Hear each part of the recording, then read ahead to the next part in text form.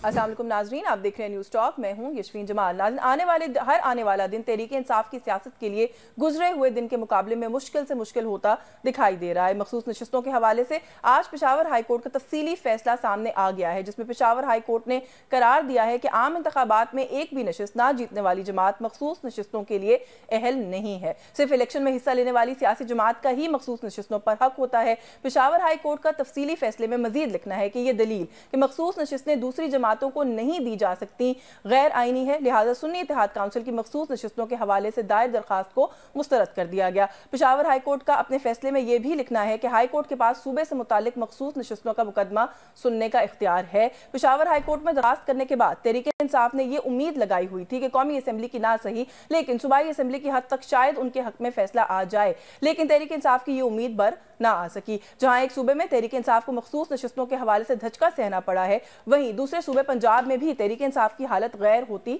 दिखाई दे रही है और इतलात आ रही हैं कि तहरीक इंसाफ को वो उम्मीदवार जो इंतखाबात में कामयाबी के बाद सुन्नी इत्तेहाद काउंसिल में शामिल हो गए थे, अब एक फॉरवर्ड ब्लॉक की तश्कील के ताने बाने जो है वो जुड़ रहे हैं और सुनने में आ रहा है कि शायद एक फॉरवर्ड ब्लॉक जो है वो बनाया जा रहा है। पैदर पे पीटीआई के लिए आने वाली बुरी खबरों ने तहरीक इंसाफ की क़यादत की सफ़ों में हलचल बर्पा कर दी है और तहरीक इंसाफ वाज़े बौखलाहट का शिकार दिखाई दे रही है। इससे कबल भी हमने देखा कि मुतअद्दिद मौके पर तहरीक इंसाफ की क़यादत की जानिब से मुतज़ाद बयानात सामने आए और एक बार फिर फॉरवर्ड ब्लॉक को लेकर तहरीक इंसाफ की क़यादत के बयानात में वाज़े तज़ाद नजर आ रहा है। पीटीआई के रहनुमा शेर अफजल मरवत की जानिब से पंजाब असेंबली में सुन्नी इत्तेहाद काउंसिल के अरकान को तोड़ने का दावा सामने आया है। शेर अफजल मरवत का कहना है कि हमारे पास फॉरवर्ड ब्लॉक की तश्कील के हवाले से इत्तलात मौजूद हैं। जी, शेर अफजल मरवत के इस बयान के बाद तहरीक इंसाफ के ही सेक्रेटरी इंफॉर्मेशन पंजाब शौकत बसरा ने फॉरवर्ड ब्लॉक की तमाम खबरों को यकसर मुस्तरद कर दिया है। शौकत बसरा का अपने बयान में कहना है कि बानी पीटीआई की क़यादत में तहरीक इंसाफ मुत्तहिद है।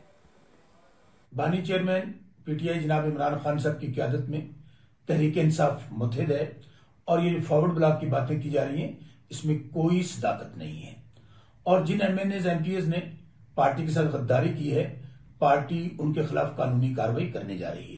तहरीक इंसाफ की क़यादत की जानिब से ऐसे मुतज़ाद बयानात के बाइस इनको सियासी मुखालफिन की जानिब से हतफ़े तनकीद बनाया जा रहा है। आज प्रेस कॉन्फ्रेंस के दौरान वफाकी वज़ीर इत्तलात अताउल्लाह तारड़ की जानिब से भी पीटीआई में फॉरवर्ड ब्लॉक से मुतालिक खबरों पर बात की गई। अताउल्लाह तारड़ ने पीटीआई को मशवरा दिया कि अकल से काम लें, सियासी धारे में शामिल हों।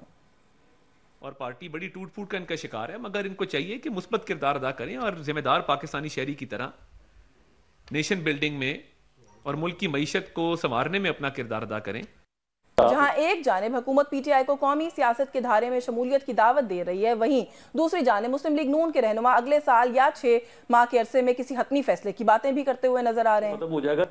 जी, इन दोनों ही सियासी जमातों से जुड़े जो ये मामलात हैं, इन पर आज के इस प्रोग्राम में बात करेंगे। प्रोग्राम के पहले हिस्से में कुछ पाकिस्तान तहरीक इंसाफ का जो मामला है उसको क्लैरिफाई करने की कोशिश करते हैं। हमारे साथ मौजूद है पाकिस्तान तहरीक इंसाफ के सीनियर रहनुमा है, साबिक गवर्नर हैं खैबर पख्तूनख्वा के शाह फरमान साहब ने हमें ज्वाइन किया। बहुत शुक्रिया सर आपका, आपके वक्त के लिए। सर, सबसे पहले तो बहुत सारे इशूज़ हैं जो अभी इब्तदाई में मैंने रेज भी किए हैं, कुछ उन पर बात करेंगे, लेकिन ये जो आप लोगों का आपस में एक इत्तेफाक की कमी दिखाई देती है, हर चीज़ के ऊपर आप लोगों का आपस में ऐसा लगता है कि आप कोई और बात करते हैं, दूसरा कोई लीडर आता है वो कोई और बात करता है, और बिलखुसूस जब हम इस चीज को कभी भी जब खोल कर देखते हैं, ये सामने रखते हैं, तो मरवत साहब जो है ना वो कहीं कोर में होते हैं उस पूरी कंट्रोवर्सी की।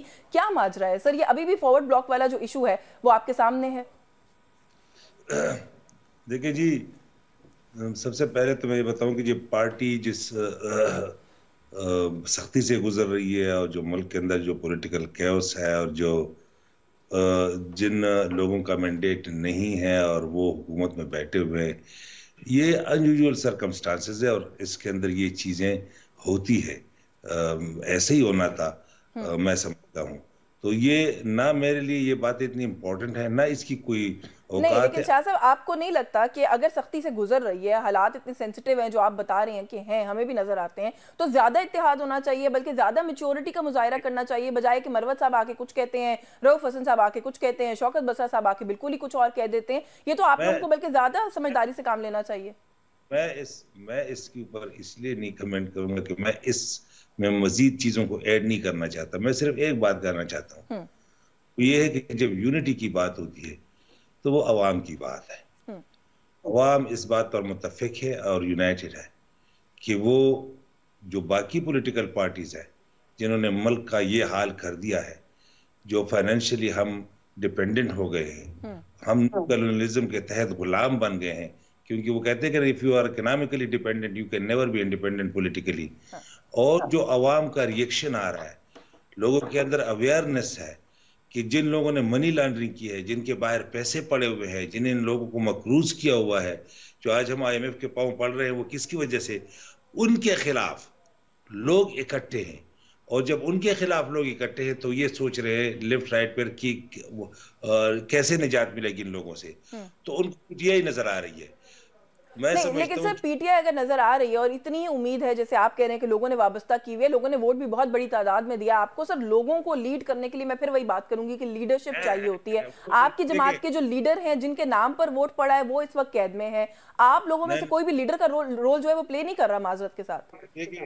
मैं कहता हूं ना कि अनयूजुअल सर्कमस्टांसेस है। मैं इसलिए मेरे लिए ये निटी ग्रिटी इतनी इंपॉर्टेंट नहीं है। बस इतना मैं बता दूं कि सियासत और रियासत के दरमियान मुफाहमत होनी चाहिए।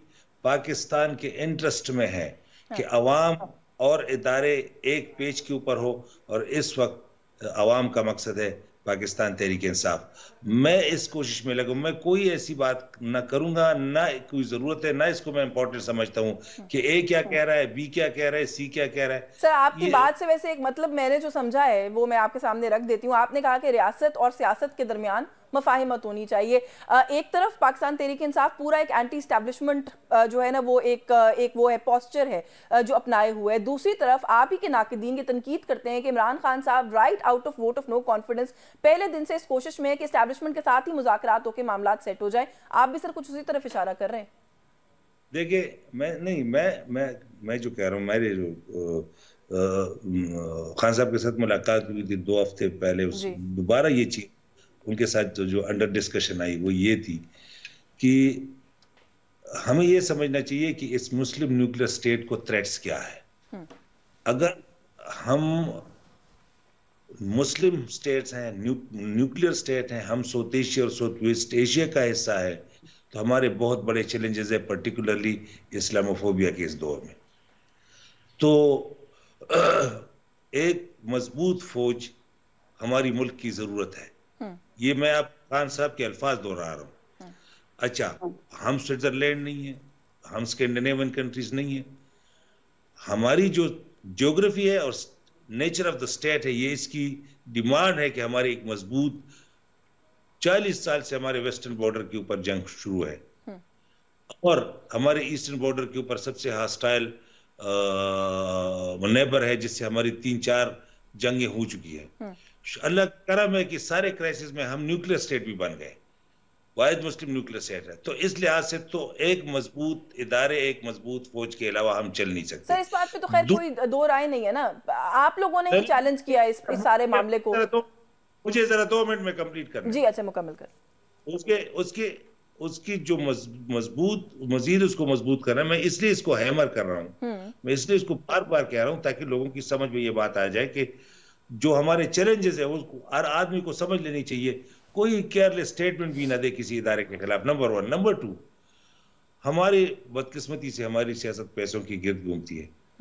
तो जब से खासकर 18th अमेंडमेंट के बाद से बड़ी नेशनल पार्टीज जो थी वो उन्होंने प्रोविंशियल गवर्नमेंट्स को जो है ना वो प्रेफर किया, और आप सारी बड़ी पार्टियां प्रोविंशियलाइज हो गई।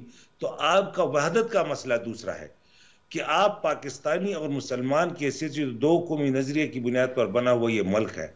ये इस वक्त गिलगित बल्तिस्तान, आजाद कश्मीर और पाकिस्तान के बाकी 4 सूबों में एक ही पार्टी है, पाकिस्तान तहरीक इंसाफ, जो इक्वली पॉपुलर है। याद रखे, आप इस वक्त आपका वहदत का मसला सिर्फ पाकिस्तान।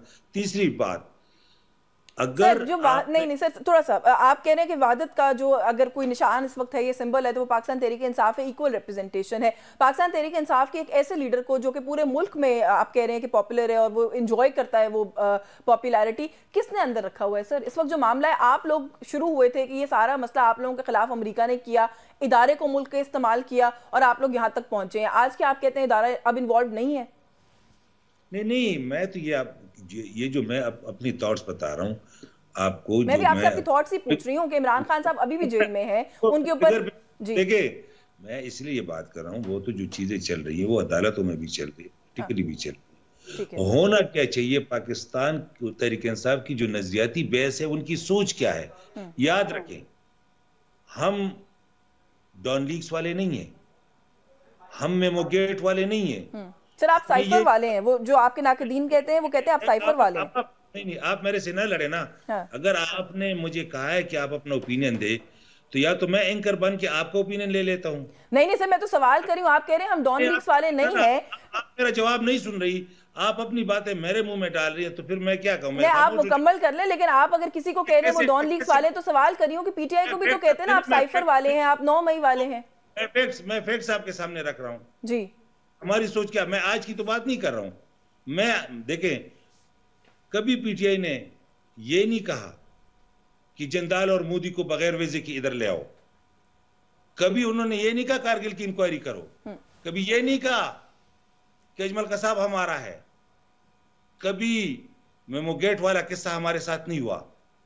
हम प्रो पाकिस्तान, प्रो इदारे पार्टी हैं, याद रखे। मैं और ये नजरियाती बहस है पाकिस्तान तहरीक इंसाफ की। तो मेरा कहने का मकसद ये है कि आप अगर कहीं कोई बात गलत हुई है या गलत फहमी की बुनियाद पर हुई है वो अलग है, लेकिन अगर आप इस लाइन को डिस्कस कर रही हो तो फिर सबको एक रख के कि किसने क्या बात की है और कितना नुकसान पहुंचा है।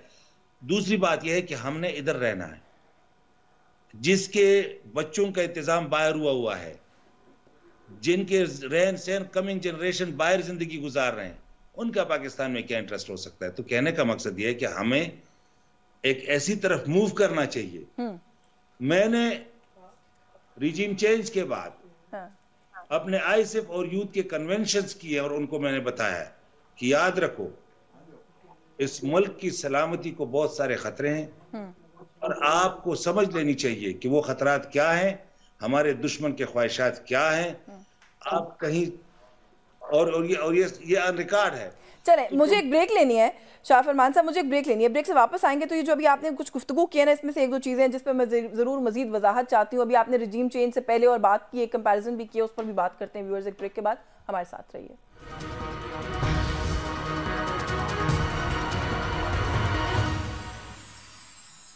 जी वेलकम बैक नाज़रीन। ब्रेक पे जाने से पहले हम बात करें, हमारे साथ फॉर्मर गवर्नर हैं खैबर पख्तूनख्वा के शाह फरमान साहब मौजूद हैं। सर आप से पहले भी बीच में मैंने सवाल किया, आप कुछ नाराज़ हो गए, लेकिन सर सवाल तो बनता है और मैं फिर भी करूंगी। आपने कहा कि हम एक प्रो स्टेट, एक प्रो इदारा जो है वो जमात हैं। सर ये प्रो इदारा जमात कहाँ थी जब आप लोगों ने, बल्कि आपके लीडर ने जलसों में खड़े होकर, टॉक शोज में बैठकर ये कहना शुरू कर दिया था कि एक फॉरेन पावर के हाथों खेला है हमारा इदारा और उस इदारे के सरबराह, और हमारी गवर्नमेंट जो है उसको बाहर निकाल कर फेंका है। आप कहते हैं कि हम एक ऐसा मुल्क है जिसको बैरूनी खतरात लाहक हैं। उस वक्त कहाँ पे आप लोगों का ये ख्याल था जब खान साहब जनरल बाजवा का नाम ले लेकर उनको मिलाइन करते थे? उस वक्त आप लोगों को एहसास नहीं था सर इस बात का कि इस मुल्क को खतरात लाहक है, इस इदारे की मजबूती जो है वो हमारे मुल्क की सर्वाइवल के लिए इंपॉर्टेंट है?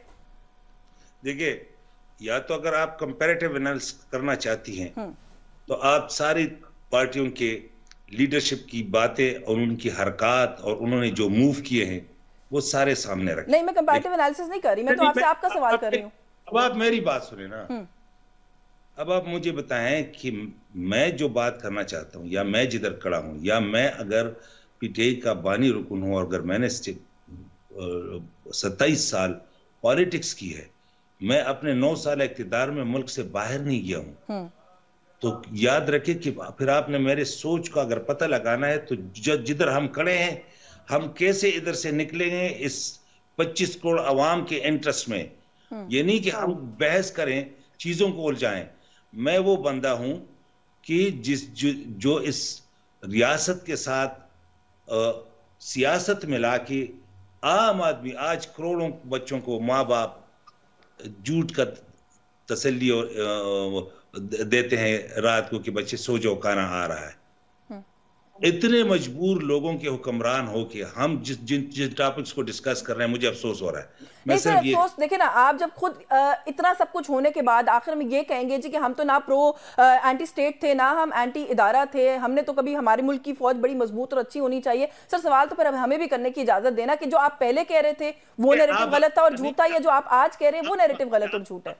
देखिए, आप सवाल कर रही हैं और मैंने इस डायरेक्शन में 27 साल गुजारे हैं। मैंने 27 साल गुजारे हैं इस डायरेक्शन में। सर मैं भी 16 साल से सहाफत करी हूँ सर, इस मुल्क में पॉलिटिक्स को ही कवर करती हूँ। देखिए मेरी बात सुने, मैंने आपसे कहा ना, आप मुझे जरा बताओ, चलो मैं अगर आप इसको इतना आगे ले जा रही हो तो अगर जो बाकी चीजें मैंने आपके सामने मेंशन की है, क्या इस किस्म की वायलेशन किसी और पार्टी ने की है? आप मुझे बताएं ना, कोई ये जुर्रत कर सकता है कि वो हिंदुस्तान के वजीर आजम को बगैर वीजे के इधर ले आए? कोई कर सकता है?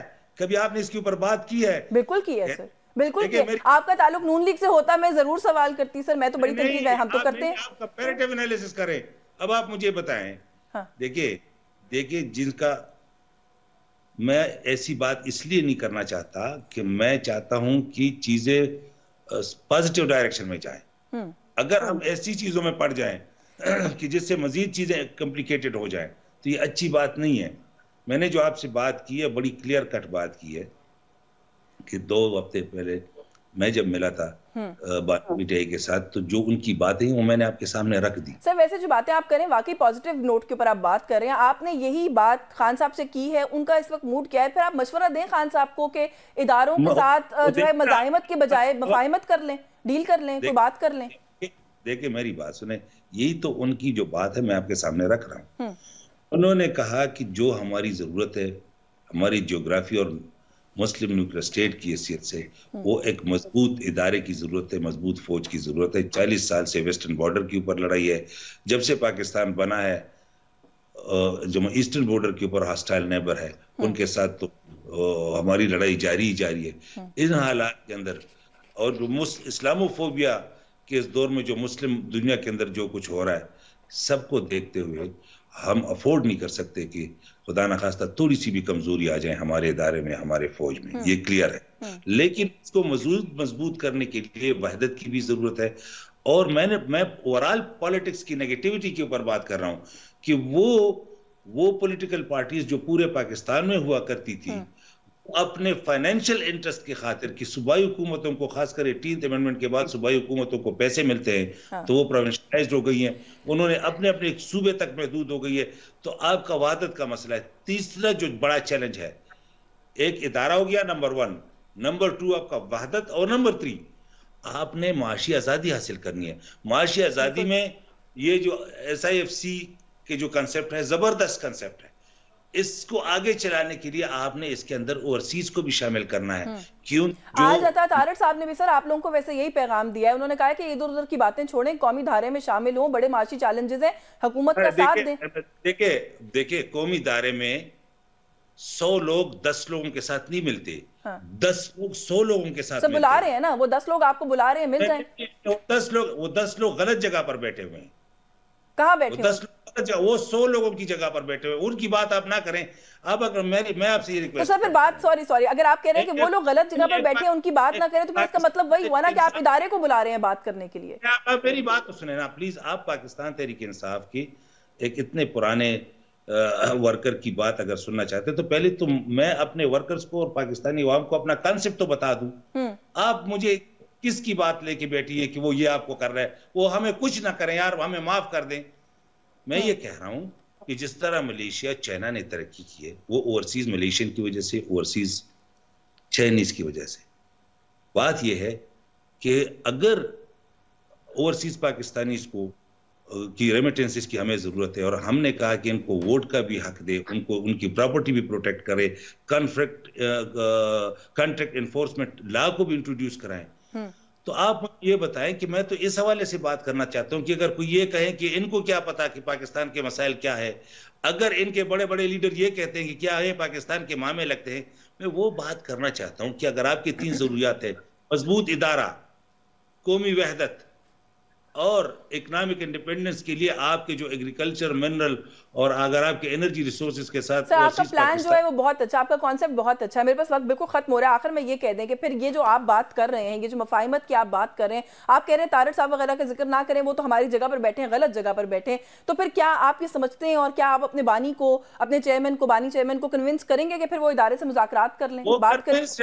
वो कन्विंस्ड है। यानी आप ये कह रहे हैं कि वो बात करना चाहते हैं, इदारा बात नहीं करना चाहता? अल्लाह खैर करेगा। देखिए मेरी बात सुनो, पहले तो हम इस बात पर कन्विंस होना, आपकी भी जिम्मेदारी बनती है, एक इंपॉर्टेंट जगह पर बैठी हुई हो, लोग आपको सुनते हैं, लोग आपकी तरफ देखते हैं, तो आप भी अपने सवालात में वो रिदम पैदा करें कि लोग खुशी की खबर उनको आ जाए।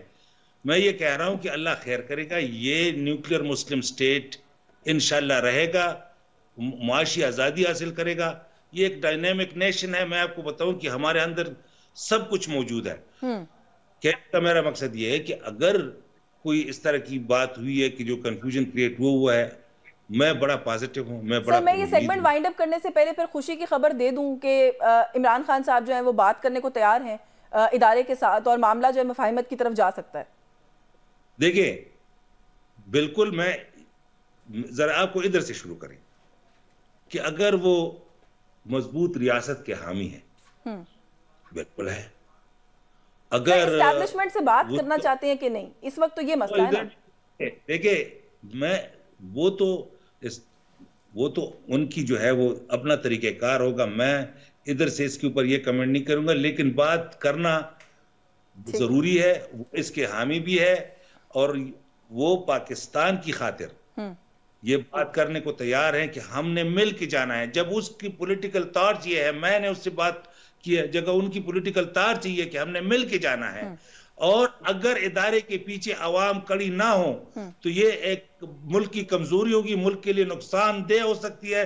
लिहाजा जब वो एक बंदा कहता है कि इस खुदादात को मजबूत फौज की जरूरत है और हमें माशी आजादी हासिल करनी है और हमें कौमी वहदत चाहिए जिसे सिर्फ मुसलमान और पाकिस्तानी की जो है ना वो रिफ्लेक्ट करे, ये ना कि हम इतनी सुबाइयत की तरफ जाएं। बड़ी इंपॉर्टेंट बात है जो आप बता रहे हैं इमरान खान साहब की, अगर ये सोच इस वक्त है तो जाहिर है ये इस वक्त की एक बहुत बड़ी खबर है जो आप हमें बता रहे हैं। आपका बहुत शुक्रिया, आप प्रोग्राम में हमारे साथ। जी, इस वक्त हम एक क्लस्टर ऑफ एथनिसिटी नजर आ रहे हैं, हर कोई अपना अगर ये होना था तो फिर पाकिस्तान किस लिए बना था? इसलिए तो नहीं कि कोई ये कहे कि मेरी ये आइडेंटिटी है, हम पाकिस्तानी, हम सर मुझे इंटरप्ट करना पड़ेगा, माज़रत सेगमेंट का वक्त खत्म हो गया। आपका बहुत शुक्रिया शाह फरमान साहब आपके वक्त के लिए, और जो इस वक्त के बड़े इंपॉर्टेंट कोर इशूज़ हैं उनके ऊपर बड़ी एक पॉजिटिविटी और मफाहिमत के नोट के ऊपर गुफ्तगू कर रहे थे। शाह फरमान साहब साबिक गवर्नर हैं खैबर पख्तूनख्वा के, पाकिस्तान तहरीक इंसाफ के सीनियर तरीन रहनुमाओं में इनका शुमार होता है। मुलाकात भी हुई है खान साहब से, और जब गुफ्तगू वो कर रहे हैं उससे तो ऐसा लगता है कि मफाहिमत, जो एक इल्ज़ाम है कि PTI शायद मज़ाहिमत के मूड में है, ऐसा कुछ नहीं है। PTI की जो टॉप लीडरशिप है, टॉप मोस्ट लीडरशिप है, वो इस वक्त मफाहिमत के मूड में है। एक ब्रेक लेंगे, ब्रेक से वापस आएंगे तो राना तनवीर साहब पाकिस्तान मुस्लिम लीग नवाज से हमारे साथ मौजूद होंगे। हमारे साथ रहिए।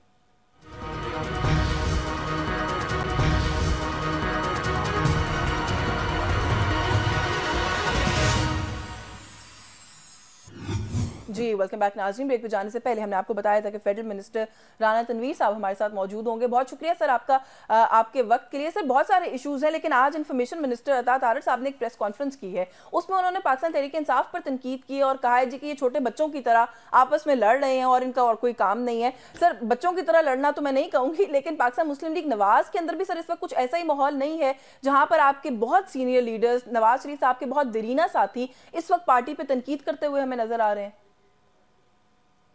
नहीं, मेरा ख्याल है ये इंटरेक्शन ठीक नहीं है, जो PMLN ऐसी बात है। हमारी क़यादत में नवाज शरीफ साहब के क़यादत में सारी पार्टी मुतहद है, किसी को कोई इशू नहीं है।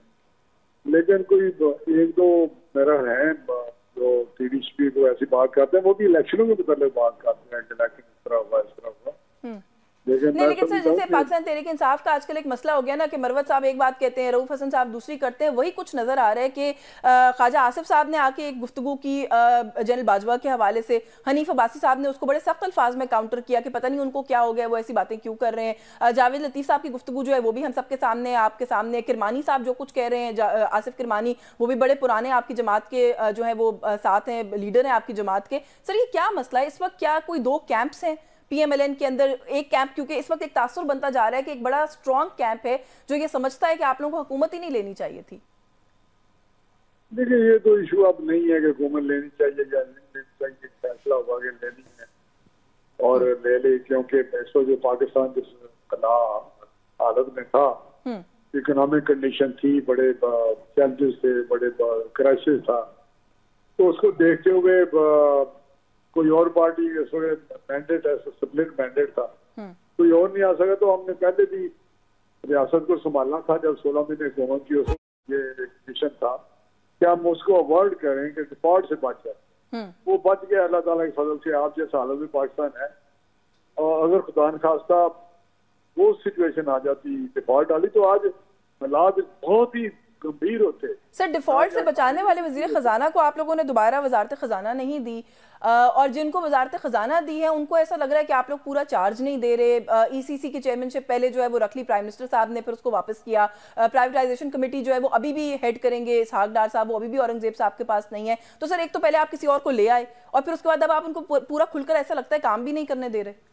नहीं, आपके मेरा मामले में इस तरह फैसले होते हैं जो बेहतर फैसले होते हैं वो हुए हैं।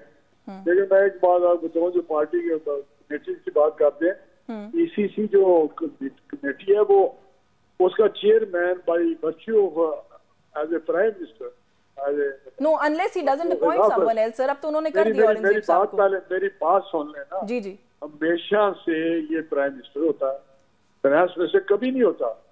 लेकिन प्राइम मिनिस्टर का ये इख्तियार है कि वो अपनी पावर डेलीगेट कर। जो ओरिजिनल नोटिफिकेशन था उसमें देखें नीचे ये था कि in the absence of prime minister finance minister will chair the meeting. तो prime minister, because prime minister is too busy, लिहाजा उन्होंने दोबारा रीथिंक किया कि शायद मैं इतनी मीटिंग ना कर सकूं, क्योंकि ईसीसी की मीटिंग बहुत फ्रीक्वेंटली होती है। तो वो उन्होंने जो एक पीछे दार साहब थे, मियां नवाज शरीफ साहब ने अपने जगह पे उनको लगाया हुआ था। लेकिन ओरिजिनली रूल्स में चेयरमैन ईसीसी का प्राइम मिनिस्टर है। सही। और सर, प्राइवेटाइजेशन कमेटी और कैबिनेट कमेटी, कैबिनेट, मेरी बात सुन ले, कैबिनेट कमेटी जो होती है वो प्राइम मिनिस्टर का प्रोरेगेटिव है कि वो कितनी कैबिनेट कमेटी बनाता है, वो किस किस सब्जेक्ट पे बनाता है, और उसका चेयरमैन कौन होता है, उसकी कंपोजिशन किस तरह की होती है।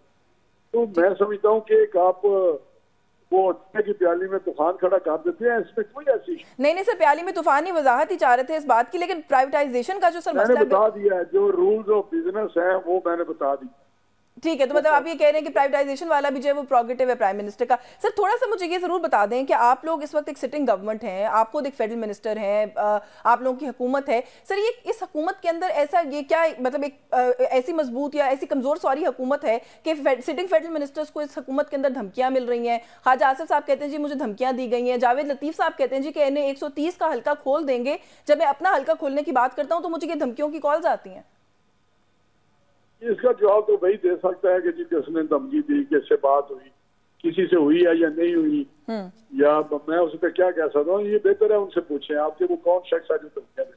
अच्छा सर, थोड़ा सा आईएमएफ की भी आप बात करते हैं। आपने कहा कि पाकिस्तान तहरीक इंसाफ ने जो है वो मुआहदा निगोशिएट किया और बात की। सर, अब आने वाला जो मुआहदा आईएमएफ के साथ अब वो आप लोग निगोशिएट करेंगे, सर उस पर हम कितनी उम्मीद रखें कि आप लोग आवाम का ख्याल करेंगे? क्योंकि जो गैस की, बिजली की कीमतें हैं, सारा मामला तो सर अभी से आउट ऑफ हैंड्स है, आईएमएफ तो बाद में आएगा।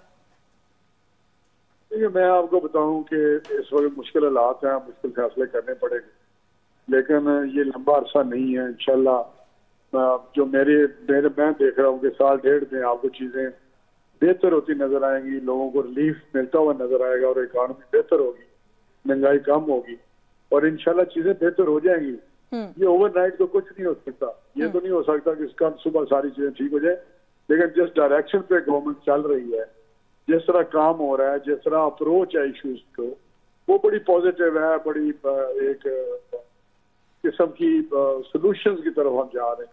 सर, माशी मामला जी जी मुकम्मल कर लें। नहीं, इनिशियली तो ज़ाहिर है कि वो फैसले लेने पड़ेंगे, लेकिन इंशाल्लाह कौमें इस प्रोसेस से गुजरी हैं, मुश्किल हालात से भी गुजरी हैं, लेकिन ये लंबा अरसा नहीं है।